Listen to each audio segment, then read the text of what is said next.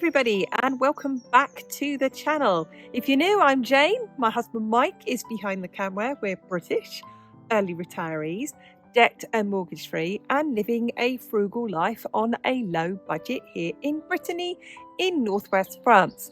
And every Sunday we share an aspect of our lives with you, our money saving life. And this Sunday is all about those winter preparations. And let's talk about why this winter is going to be very difficult and very hard for those of us living here in Europe.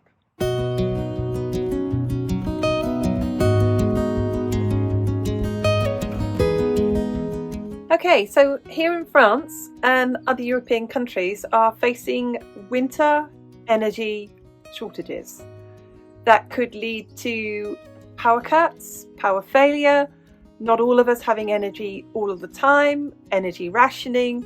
As yet, the details are not sure. But as sure as I'm standing here now, it's not going to be like previous winters. It's not going to be what we know as normal. Here in France, we are being asked to use restraint, to be prudent, to be careful with our energy usage. Just as throughout summer we have been asked to use as little water as possible due to the drought.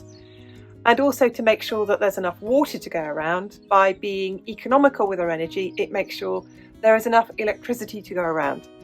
So what are we doing personally? Now here our house is heated solely with wood. That's our main living room and dining room, and the heat infiltrates upstairs. And then we have a big kitchen with a wood burning cooker in it. But we do have other rooms as well. And those rooms upstairs in the day, like Mike's office if he's video editing, or my office where I might be learning, or I might be sewing, or my sewing room, we have supplementary heating, and we're going to have to really cut back on that. We really are going to have to cut back on that and use more, and probably work more in our main living room.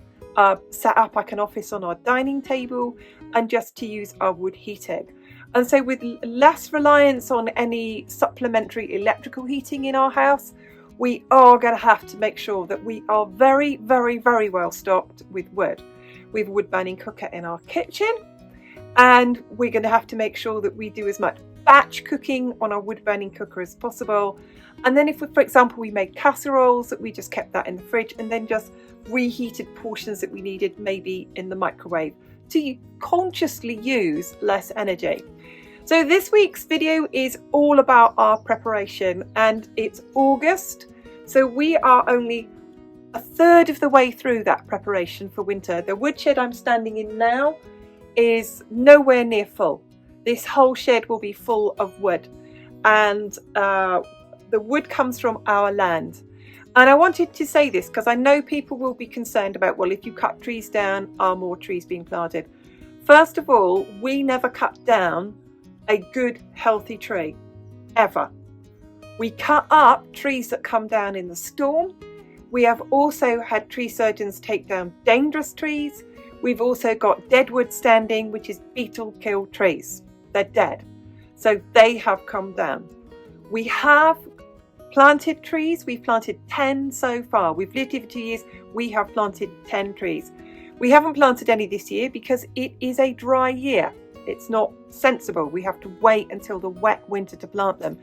And yes, we will plant more. We have a very wet area, and it's almost swamp-like. It's so wet. We have several springs coming out of the ground. It is very, very wet. So our intention is to plant a lot of fast-growing willow over there. So without further ado, let's take a look at our winter preparation, because we really do need to be prepared this year, because like I said, it's going to be a winter unlike one I've ever experienced before.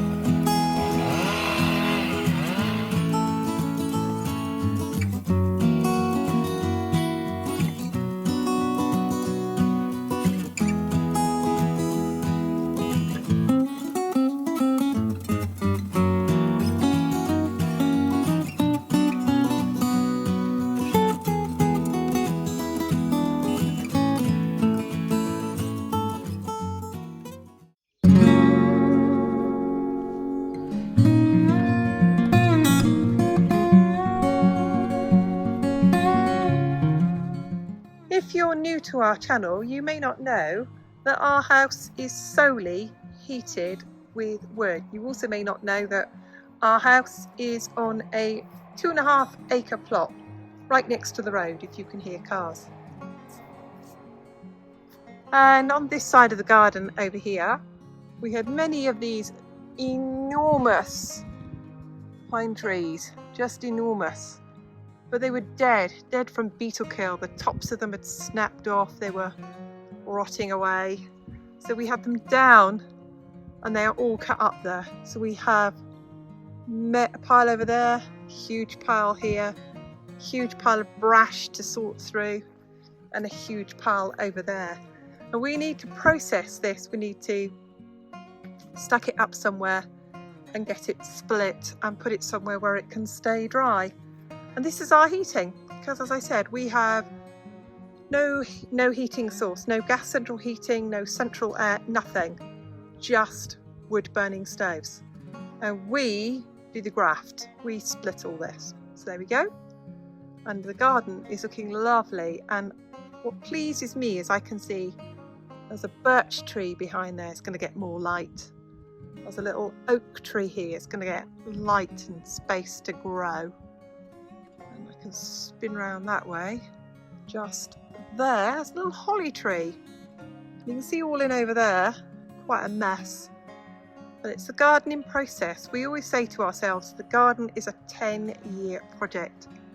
We're starting with trees, getting the dead ones down and new ones planted. But for now, look at that lovely heating.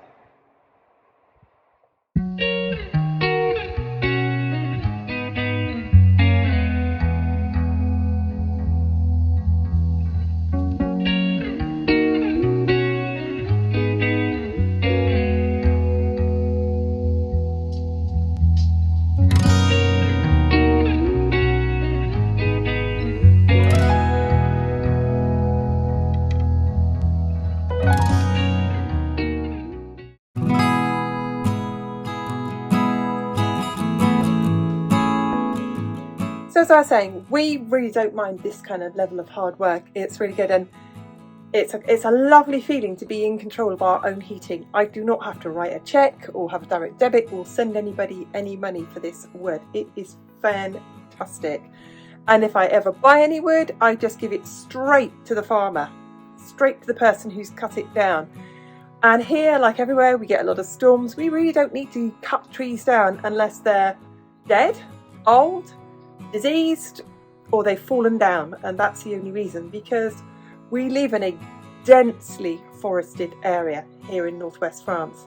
So that's how much we love wood, and we love the fact that it's our wood. This is all our wood off our own land. So last winter and this winter, no bill at all.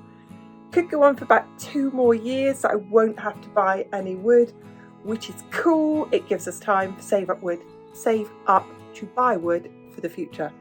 I better get on and do some graft.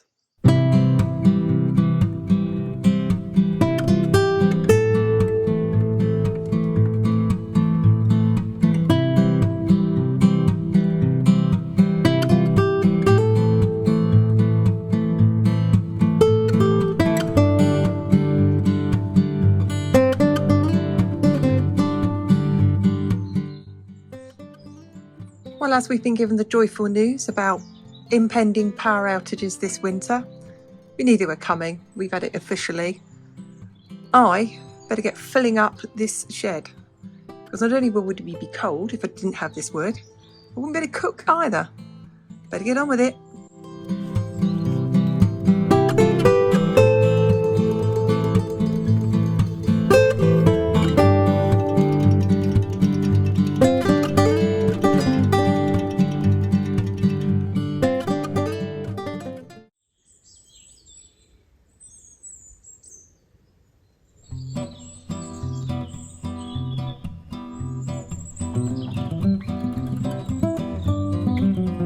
We hope you've liked that, or you found it interesting or useful in any way. And I don't often give any advice, but I am going to give some advice this year. I hope that everybody is doing everything they possibly can to prepare for this winter, My heart absolutely goes out to everybody in the UK who've had an 80%, you heard that, an 80% increase in their energy prices. And they don't have open fires in their houses. They don't have the ability to burn wood. They don't have anywhere to store wood. They are reliant on the energy that they buy. So I do feel for them, but I do hope that everybody is making preparations, that they are buying the warm clothes now, that they are getting curtain linings together, that they are getting food stored and put away as best you can afford it. Good luck to all of us this winter. It's going to be rough. We love all your comments. We read every one. We thank everybody for your likes. It's really, really supportive. We appreciate every single one of you. Thanks, everyone. We'll see you again soon.